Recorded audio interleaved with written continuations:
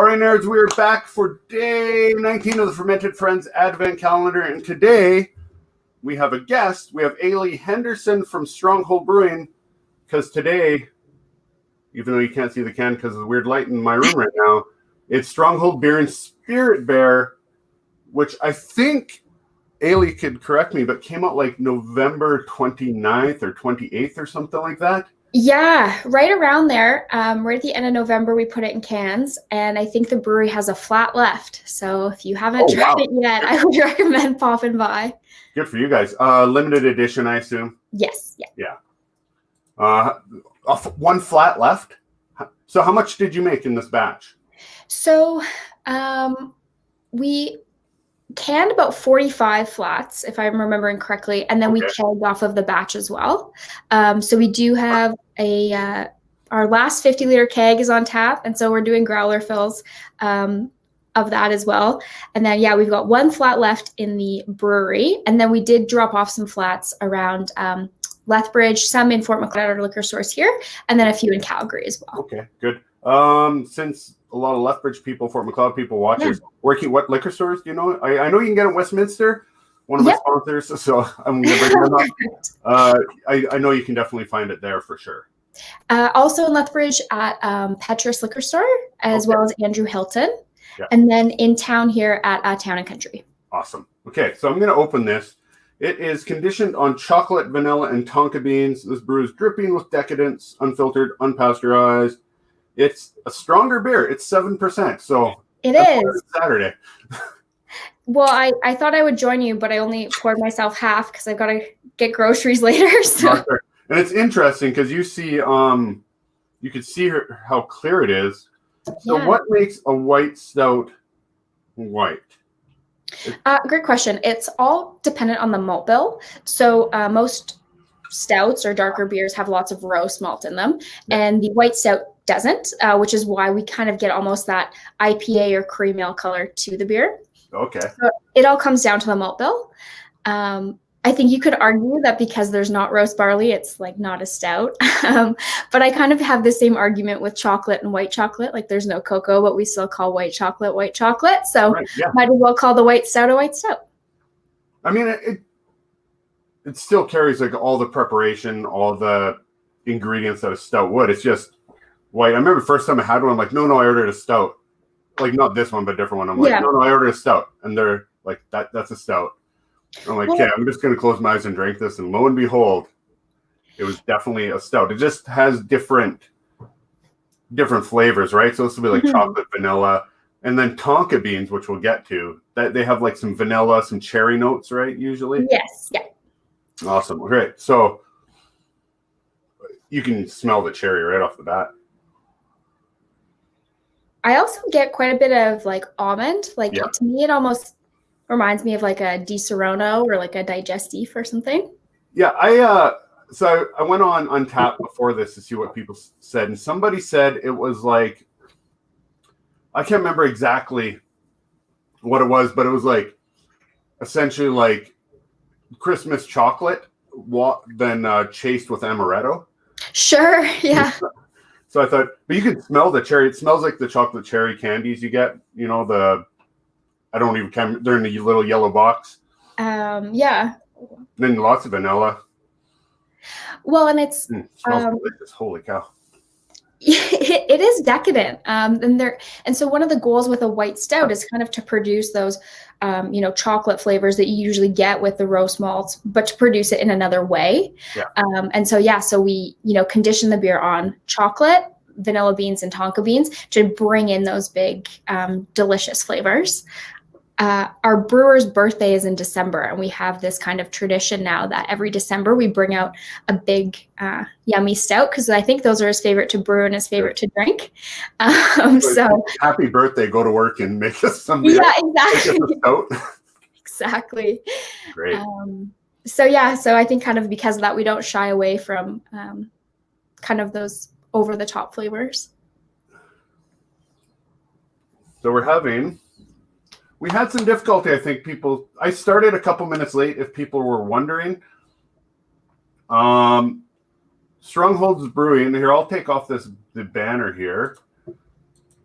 So you can see it's Ailey Henderson. Ailey, tell Callie in chat what your middle name is. Oh, it's Wally, actually. Callie's my wife, so I thought you might find that interesting. Kyle in chat, also part of the Fermented Nerds Advent Calendar. We were hoping to have him on tomorrow, but he'll be on tomorrow. Or hoping to have him on today, but he's going to be on tomorrow. So for all of you watching who've been around since day one, Kyle and Dave and I are going to reunite for the first time since our first show. So that's going to be very good.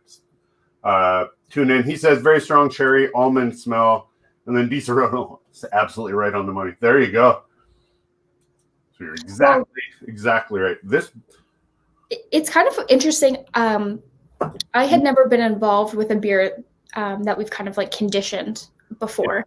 And so you put all these ingredients in like a oversized tea bag, and then you put it in the beer. And so what we got to do is, every day we taste and taste and taste to see if it was getting the flavor profiles that we want, or if it was strong enough, things like that. So yeah, I had, I don't know, like 4 or 6 weeks to come up with DiSerrano. So I'm glad people like it, or like the description. How long do you condition it for? I can't remember with this brew actually how long we had it conditioned for. And I think it is quite dependent on what you're looking for and what ingredients you're conditioning on. So I think some, the longer the better. Like you get those barrel-aged stouts that have been conditioning for years. And then this one, I think we conditioned for around a month, maybe a little bit longer. Yeah, you just essentially steep the tea bag in the beer. It brings out all the flavor. It's very like liqueur, like you mentioned before. Like it is a beer. It has the mouthfeel of a beer. It has a little bit of hop bite, but it's that cherry, that like fermented cherry, chocolate, the vanilla and all. It makes it very like liqueur flavored. I love it. This is awesome. This is absolutely fantastic. I'm on a white beer trip because I had one 2 days ago as well. I had another small town brewery, Ribstone Creek on. They had a white. Oh no, sorry, getting it confused. Yesterday I reviewed a beer from Town Square that was a white stout. Okay, sure. And it was great. But this one, I like the boozy, heavy touch, especially like on a Saturday. This would be an awesome Christmas beer, like Christmas. Yeah. Callie asking if I can save her some. We will just get more, Kelly, because there won't be more left. I promise you.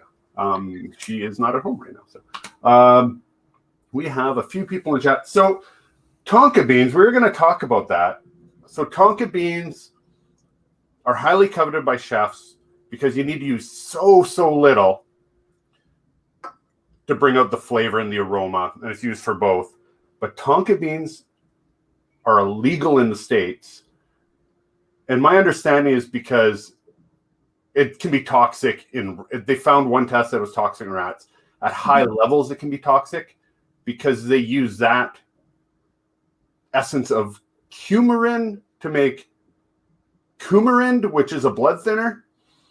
But however, it has to be in such levels that at the same level, nutmeg is toxic. We talked about this beforehand. Yeah. Was there any challenge getting it at all? No.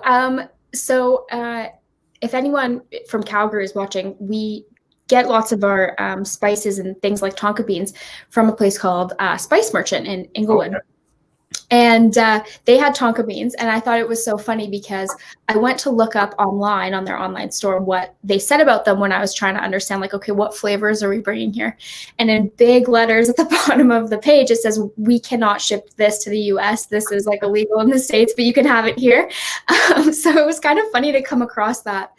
But no, we had no trouble. We had no trouble with it. Nope. Yeah, it's funny. It's very FDA. Like, it sounds like another bad thing, so we can't approve it. As far as ingredients, because I know you work with a lot of local people, including Pivot Distillery, which we'll get to later. Where do you get your supplies from? Where do you get your barley, your wheat, your malts, everything? And again, for everybody just tune in, Stronghold Brewing Spirit Bear, white stout. It is cherry and vanilla and a bit boozy, great mouthfeel, and it's awesome. But I'll let Ailey continue. Yeah, so for the most part, we use a few different companies that we get malts from. So we have two companies that we use quite often for like lots of our really craft malts, which are Red Shed and Origin Malting. Okay. And they're great. They have these really specialized malts that we can use. I'm forgetting the malt bill for this beer, so I'm not sure which of their malts came in. And then we use a bigger company, Canada Malting, CMG. Now I'm getting confused with all my acronyms, but and they source from mostly Alberta barleys and wheats and things like that. I mean, Fort Macleod is in the barley belt, and we have some of the best, or the best, I guess, barley in the world. So no, it's been really great because there's local farmers that farm barley, and then they sell it to CMG, and then we get to buy it from them. So it all kind of comes full circle. And then now there's like definitely we're barley belt, but there's this preponderance of hop farms locally now. Yes. So that must have made it a bit easier for you to reach out and kind of grab locally as well, right? Yes and no. So right now, none of our local hop farms are pelletizing their hops. So it's a little bit harder for us to use the full fresh hop line. Yeah. Having said that, we have a friend and he grows hops for fun on his farm. He's got a little space. And so last September, we brewed a fresh hop wheat, I guess, with his hops. And so that was a lot of fun. And again, we kind of took the tea bags and put the hops in it and kind of steeped it like tea, just because there's so much particulate, it would ruin the heat exchanger if it were all to go through there. But yeah, so people who don't know, a fresh hop is essentially they pick it off the vine and within a few hours, hopefully it's at your brewery and into the beer, right? Yeah, I think we finished picking all our buds at, I don't know, like noon, and we made the beer. We started around 12:30 or 1, so it was right into the brew. Okay, so Callie asking here, I got a couple questions. Is Ailey the owner of Stronghold? Sorry, I missed the intro. We didn't actually bring that up. What is your position at Stronghold? I am a co-owner. I own the brewery with my brother, who's our brewer, and our parents. So it's the four of us. And my official title is head of hoppiness, actually. Nice. So you, I'm guessing, are probably the youngest brewery owner in Alberta. I bet you're the female brewery owner. So that's pretty interesting. And you are in Fort Macleod, which is a tiny little town, 3,000 people. I mean, it's tiny, but not tiny. It's very small town. And then another question here, Kyle, again, number one burning question for me for Stronghold. Is the brewed IPA coming back next summer? I believe so. The brewed IPA has actually a really nice story. My brother, his best friend, one of his best friends, was getting married a few years ago, 2 summers ago, I guess. And he said, "Oh, can you brew me a beer for the wedding?" So we all got together and we brewed this Brute Mimosa IPA. So we added tons of orange and carved it really high and added the enzyme so that it drank like champagne. And it was this really celebratory beer. And it was a beer that we thought lots of people would like. It was very kind of approachable. And so we brought it back for this summer because it did so well and people really like it. And I hope we have it every single summer because it's really an ode to Derek and Jenna, but it's also, it's a good beer, so might as well have it. So rolling with the ode to, your beer, I wish I could share the screen, is definitely an ode to the local areas, events in town. So Bison and Crown, Bison obviously makes sense. So the Bison and Crown IPA 2 cans, which just used to be IPA 2. Yeah. So I like that you took, because it's very like fruity and juicy, using the 2 can name. And then your Interstellar Stout, which is because Interstellar was literally filmed a scene on right in front of your place. Yeah. Right. And then plus you've also been in Fargo, right? Your place has been in Fargo. So how's that been having movies? Like you also had Ghostbusters filmed recently on that street. How's that? Do you get the whole crew? All the movie crew comes in after? Yes and no. So in our first summer that we were open, we had Let 'Em Go and Ghostbusters, and they filmed within a couple months of each other. Yeah. And it was really, really cool. But what I I guess, failed to appreciate was how long the day is for cast and crew. Like they're up at 5 and then they're filming, and clean up and all these things until like 2 a.m. So, there wasn't a lot of overlap between our hours and when they had time for a beer. Perfect. But no, it was really cool. In both those movies, Let 'Em Go, Ghostbusters, our storefront was done up to kind of play a role, I suppose, in the movie. That's fun. And so that was really cool. And it was really, I don't know, kind of special to feel part of it. And yeah, the town, it felt like everyone in town was in our building pressed against the glass to watch the scenes that were being filmed because we had such a good view of it. Oh, that's great. Yeah. Barb Valance, who used to have a place right across the street from you, we talked about that off screen. She says, pass it on, that Stronghold is a great addition to Fort Macleod. I think so too. Thank you. It's so cool, small town. I assume a place like that you must have been welcomed with open arms from the town to open this place, like a new business, a business that'll export out of town. It brings beer tourism's a real thing. Mm-hmm. Yeah, you almost kind of get emotional thinking about it. We were welcomed with open arms, and it was really remarkable, kind of the sense of community that we got to experience right as we opened our doors, and through construction even too. Like we would kind of laugh because people would just walk into our construction site, say, "Hey, can't wait to see you. Can't wait for you to open." We're like, who the heck is that? But no, it was really, really wonderful. And in our first year, the Fort Macleod Chamber gave us the Best New Business Award. And, we're from Calgary, and we still live part-time in Calgary, not so much during COVID. We're kind of got a safe haven here, but so it's felt really special, and it's felt really rewarding. And I don't really think you can put words to it really about how meaningful that's been for us. No, that's understandable. For sure. That's awesome. It's so good. And you've been fairly successful for, we said you're coming up on your 2nd anniversary in January, right? Yes. Yeah. Okay. So what makes you guys decide what's a flagship and what's a rotational? And it's mostly, so do you have the 3 flagships that we mentioned, Bison Crown, Toucans, Interstellar, all awesome. I did Bison and Crown on the show here. It's one of my most popular videos so far. Which goes to show support for Stronghold. I'm sure it's a lot of local people watch at. So is it more a size thing that you decided, okay, we're going to have 3 always and then rotate, or seasonal different? That's a really good question. When we opened, we had 6 beers. The Bison and Crown and the Stout, the Interstellar, were 2 of those 6. And we've tweaked the recipes a little bit, but they have gone over so well, and we like them so much that they've, been on tap since day one, and they will remain that way. IPA 2 was, I think, the 7th beer that we released. And in our series, like I think Brute Mimosa IPA is like IPA 5, and I think the NEPA is like IPA 8. But IPA 2, again, we really like, but it's also gone over really well. And as a West Coast IPA, it's more of an approachable IPA than some. Yeah. And so kind of because of that, because of how well they've gone over and how, I guess, much we like them, we keep them. And we only have 8 taps that are available. We have 10, one's CO2 and one's a non-alcoholic drink. So we only have 8 at any given time. Okay.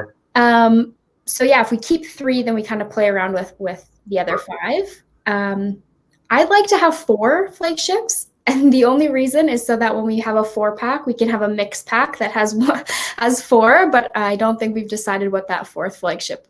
No, that makes sense. I got somebody, I think Kelly in chat asked if you have a sour, but you have a Blackberry Goza. You have a rotational Blackberry Goza, right? Yes, we do. Yeah. And then your newest beer, according to your website, is Dark Times. Mm-hmm. So that just came out recently? It did, yeah. Whenever the new restriction started, we released it. Yeah. So fairly recently, a fruited wheat ale, like very dark looking. So yeah.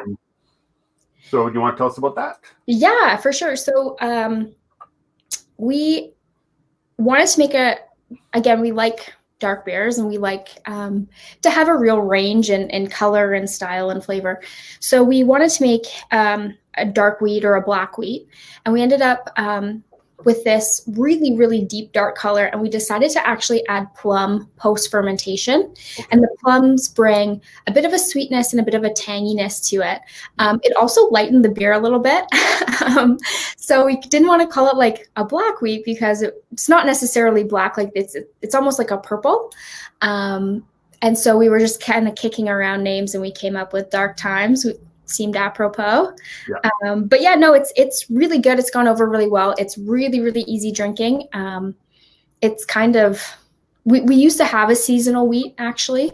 And then with COVID, just the way our beer schedule worked out, we didn't have one. So we thought we might as well bring a seasonal wheat back. And that was Dark Times. And then you also you also have vodka and gin sodas. Yeah. That you've teamed with Pivot Distillery out of Rolling Hills. Yes. So speaking of tiny little towns, and I bring this up because the people behind Pivot, they're good friends of my brother-in-law.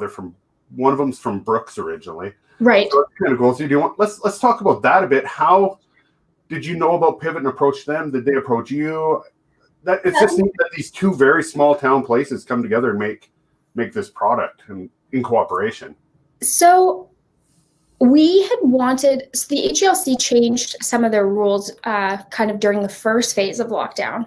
And one of the ramifications, I guess, of that was that breweries could now package gin, like spirits or seltzers or things like that.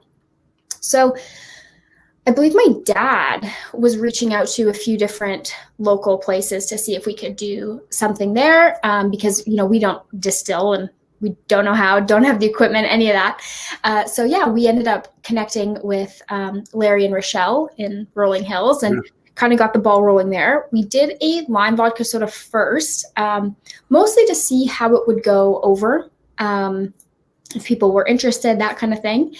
And then we did that kind of as this is a Stronghold drink, I suppose. And then they said, okay, but we've got this gin. So then we collaborated on the Blackberry Gin Soda, and that went like that. It was off. It was off the canning line and out of the brewery almost instantly. Wow, that's good. Yeah, it's people don't always want beer, right? There's always a non-beer drinker in a crowd. Yeah. And to get them to come with you to make sure you get to go to brewery, it's always good to have those. I noticed that's gained a lot in popularity as well as craft sodas, because you guys have done craft sodas. Am I right? Or you've carried craft sodas? We carry craft sodas. Yeah. Our friends Annex Ale Project / Annex Soda makes soda in Calgary, and it's tough to beat. So we love having it here. But I mean, it's something for, again, non-beer drinker, non-alcohol drinker, the kids with you. I have an Annex beer coming up in 3 days as part of the calendar. So again, tune into that. That'll be super good. I'm trying to get them on the show, but they're very busy. That's very busy, big place. Yeah, it's funny. We actually grew up with one of the owners of Annex. We grew up in the same neighborhood in Calgary, as well as some of the guys from Banded Peak. So don't know what was in the water, but beer, I guess. I guess. Why Fort Macleod then? Yeah, fair question. So our parents have a cabin in Waterton, and so Tom and I really grew up, back and forth on this highway between Calgary and Waterton all the time, and we knew we wanted to open a brewery and build a brewery, and we kind of knew what we wanted to build, and we didn't necessarily think that was something that we would do in Calgary. So, we're in this beautiful heritage building. We're a community hub. We're very kind of hyper local and sensitive and agile and small and all of those things. And those aren't necessarily things that you can do in Calgary if you're not a billionaire anyways. So yeah, we were looking for somewhere in between Calgary and Waterton to kind of set up shop. And when we saw Main Street Fort Macleod, I mean, there's a reason that Ghostbusters and Let 'Em Go and Interstellar and Brokeback Mountain, like why they all choose Fort Macleod. So we did for that reason too. It's gorgeous. It's beautiful. And we could build what we wanted to build here. and have the support of the community that, you know, we might not have gotten other places. And you really reached into history of the area, even the name Stronghold, which I assume because Fort Macleod. Exactly, right? Yeah. And then again, your beer is kind of touching on some of that. What you have coming up beer wise? Is there anything you're allowed to talk about? That's a really good question. The trouble with COVID is, I'm just trying to look at our calendar here. The trouble with COVID is that in, I guess, February, we were really, really busy. We were pumping out beer. And then we got shut down. So we had this big glut of beer that we, you know, restaurants obviously weren't taking beer and that kind of thing. So it kind of threw off our brew schedule. And as a result, actually, I got to brew a beer, and our taproom manager, Rachel, got to brew a beer, which is the Blackberry Goza you were talking about earlier. So it's allowed us to kind of, I guess, pause and really be critical on what we want to brew next, I guess. Yeah. So there's a list of about 25 things that we want to brew. What we're going to brew next depends a little bit on when the lockdown is over and when, you know, we have the capability of moving more beer. We've got a lot of summer ideas, though. So hopefully, you know, we're open before then. But yeah, very, very hopefully. Callie saying Stronghold was our anniversary celebration destination this year. Oh, nice. So in between lockdowns, we did a local brewery tour, and yours was the first stop. A few of us, Kyle came out, Dave came out, a few other people. We had a little stop there, had some beers before we headed to Lethbridge Brewery. So it was really great to be able to like drive out. This guy used to work in Fort Macleod, so it was nice to like drive out again and kind of see the town again. And Callie's from Fort Macleod. Oh, really nice. Yeah. So how many people work at the brewery when it's fully running? 6. My brother and I and our parents, Yeah. and then our taproom manager, Rachel, and we have a bartender, Taka. Okay, good. And they're all, so do you guys still live in Calgary? Part-time. Part-time, okay. Part-time, yeah. That makes sense, of course. So that's good. So you employ people from the area, and of course, right? So kind of. It's actually funny. Our taproom manager, Rachel, she has been with us from the beginning. She's actually my brother's girlfriend. And so she helped us, you know, in construction and kind of every inch of building this business. And, you know, in September of this year, she kind of decided, you know what, like if you want me to take on more responsibility, I'll do it. And we said, hell yeah. So now I don't have to manage the tap room, and it's awesome. And she gets to do that. And then Taka lives in Lethbridge. So, okay. Well, still, yeah, area-ish. And like you said, you live in part-time Fort Macleod, so that's good. So let's make sure we get over that you can still get beer at Stronghold, even though you can't sit in, you can't drink in. But why don't you essentially sell Stronghold right now, tell people where they can get their beer, when they can get their beer, what you got on tap, all that stuff. Okay, absolutely. So we have 8 beers on tap, all of which are available for growler and howler fills. We also have 4 things in cans right now. We have cans of our Bison and Crown, our IPA 2 cans, our Spirit Bear, and our lime vodka soda that we did with Pivot. And we are open for off sales, so can, growler, kegs, if you have a kegerator, from Wednesday, Thursday, Friday, Saturday from 4 to 7 p.m. Perfect. Awesome. Anything else you want to say before we go or talk about? I think we went through my entire list of questions. So the only thing is we've been getting a lot of questions about the name Spirit Bear for the White Stout. So I just thought I would touch on it quickly. So in BC, and I forget where in BC, but there's this type of black bear that has these recessive genes, I suppose, and it's a white black bear, and it's called a Spirit Bear. And so we made this white stout, which is obviously a dark beer, really dark. So we called it Spirit Bear. So that's why it's Spirit Bear. We do get a lot of questions on that. So no, it makes sense. Where did the Bison and Crown name come from? Oh, so one of our logos that was designed for us by a local artist was based off of an RCMP button. And it had the crown on it, And so he added the Bison in for head smashed in buffalo jump. So then we kind of just liked the sound of Bison and Crown. So we decided to give that to the cream ale, our top seller. So it makes sense. And then of course Toucans, Interstellar, and then you've had a Blackberry Goza, the Cowboy Common, which if I could suggest a fourth beer. California Commons are awesome. Like people, and I kind of like the renaming of ESB into California Common, kind of. Yeah. It's very reminiscent of like the English pub style beer, right? Well, just like I want a pint of bitter, but that name's so scary. But California Common's so easy. It's funny. I mentioned earlier that Rachel and I each did a beer, and the Cowboy Common is mine. So I'm glad that you like it. Oh yeah. I love a good like pub beer, a good pint of pub beer. Well, great, right? That's really the balance that we're trying to make here. Is that there are things like Cowboy Common, cream ale. What else do we have that's really the stout, arguably, that are really, really easy, that are kind of fundamental beers that you kind of have to have. And then we also get to play around with, the white stout and the Goza and big IPAs. And so it's been fun to kind of find that balance between, classic beers and classic beer styles, and also brewing whatever we want, which has been fun. Derek, also in the Fermented Nerds Advent calendar, there's 12 of us, if you're wondering, Ailey. So what we did for this calendar is we each picked up 2 cases. Okay. So 2 12-packs of beer, and then so we have beer for 24 days. This one was picked up by a local Fort Macleod fella, Curtis Justin, actually. He got it the day it came out.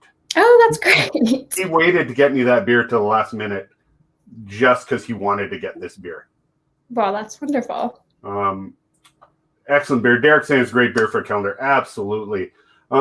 So, like a more technical question, what temperature should we be drinking this at? Because I notice I'm getting different things as it warms up a bit. Now, I left it out I brought it out about 15 minutes before the show just to warm it up a bit. Sure. A stout, you don't want to drink ice cold. Yeah. So should a guy bring this out for 20 minutes, leave it? It is bringing out more like cherry, more vanilla as it warms up, different flavor nuances for sure. That's totally your preference. Like, it isn't pasteurized or filtered, so I would never let it, get warm or anything. Not that like it'll be bad for you. It just isn't as refreshing if it's warm. So what's really great about stouts kind of in general is as they warm, you do get lots of those flavors. So yeah, the white stout is such a sipping beer that I think it's really interesting that as your pint sits next to you, you get more and more flavors and it gets more and more complex kind of as you get to the bottom of the pint. So, I don't really have a rule of thumb. I think if it's the temperature that you enjoy, then that's what I would recommend. It is very sipping. So it lingers for a long time. Where like the Goza, for instance, fairly dry, or your brewed IPA, it's fairly dry. So you drink a little faster, right? Because you want more. This lingers. Like I can just still taste that cherry, like great aftertaste. Another vote for your Cowboy Common, by the way. Okay, pretty good. Out there, a good pub mild is my favorite from Kyle.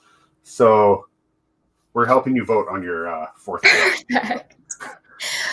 Well, the 4 would look really nice, all next to each other because they kind of range in color. So maybe and then you get your beer on. Yeah. Permanent status. I think that'd be great. This was a great show, Ailey. Thanks for joining us. I know it's Saturday, and I know you're very busy, I'm sure. So again, you can find them in Fort Macleod on Main Street. Open, what days were you open again? Wednesday through Saturday. 4 to 7, right? Correct, yeah. And you can find them in Lethbridge at Petrus, Westminster, and Andrew Hilton. All fantastic liquor stores that support all the local breweries. And as well, you can get cans and off sales, so growlers and howlers. Callie asking, do they only have one kind of glass of brew they serve in different glasses? That's a good question. Oh, good question. No, we have 4 types of glasses, I suppose.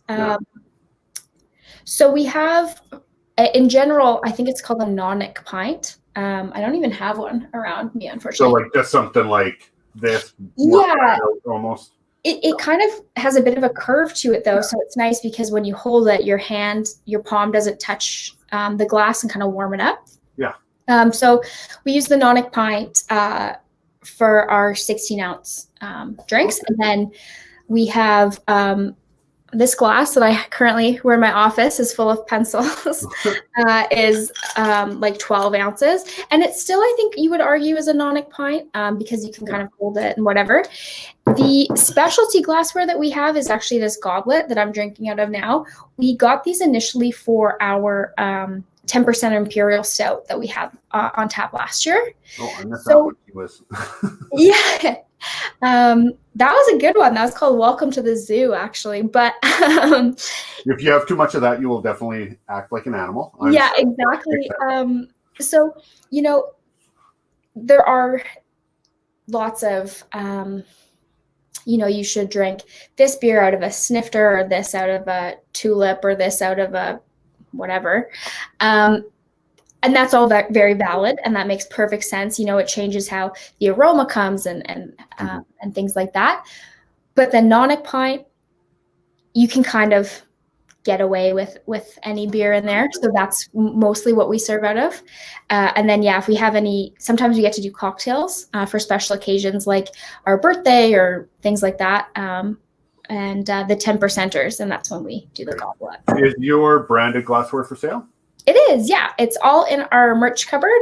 Just when you walk in the door, you'll see it on the right. And then, of course, I'm sure a full range of T-shirts and every hats and everything. T-shirts, sweatshirts, toques, the full gambit. The full load. All right, so this has been awesome. I'm so glad you're able to come on, like I said, on a Saturday at 1 p.m. We had a really good crowd today. Over a dozen people watching off and on, different people coming in and out. Great chat. Callie wants a goblet, she says. Well, you're only about 50 minutes away from Fort Macleod, so go get some. Yeah, really? Please do. Thank you so much for showing up. Everybody, please, if you can't make it out to Fort Macleod or you're not comfortable driving out there right now with COVID and whether or not, please go to your local liquor store and support them, support local. You support them. You support all the fantastic people they work for. You support Town of Fort Macleod. You support liquor stores. And you support a lot of people who need help in this time. Great job, Ailey. Thank you from Amanda, who's been watching this whole time. Anything else before we head off? No, just thank you. We have had the absolute luxury of slowly rolling things out. Like with Fort Macleod and area, we got to, really focus on our tap room. And then after a few months, we got to start selling kegs into Lethbridge. And after a year, we decided, okay, now we can get into canning. And it's been absolutely luxurious to be able to slow roll that because of the support that we've had from Fort Macleod and from Lethbridge and from all of these small communities around us. So, from the bottom of my heart, thank you very much. And thank you for having me on. It's been fun. And I look forward to seeing people in the tap room. We will have our masks on, but I promise we're smiling underneath them. So. We will be out there as soon as we can. Kyle saying thanks. That was a great and super interesting show. Paul Pickle saying it's a great show. It was. Speaking of luxurious, I'm going to go finish off the little tiny bit of this beer I have because it is absolutely delicious. This was day 19 of the Fermented Friends Advent Calendar. Stronghold Brewing from Fort Macleod. Spirit Bear White Stout. Please go get this. Cherry, vanilla, a little boozy, great mouthfeel. Fantastic beer. I definitely tell you to get some. No, I'm not leaving any for Callie. Sorry. And with that, for Ailey and Stronghold Brewing and Fermented Nerds, this is Wally and I am out. Bye.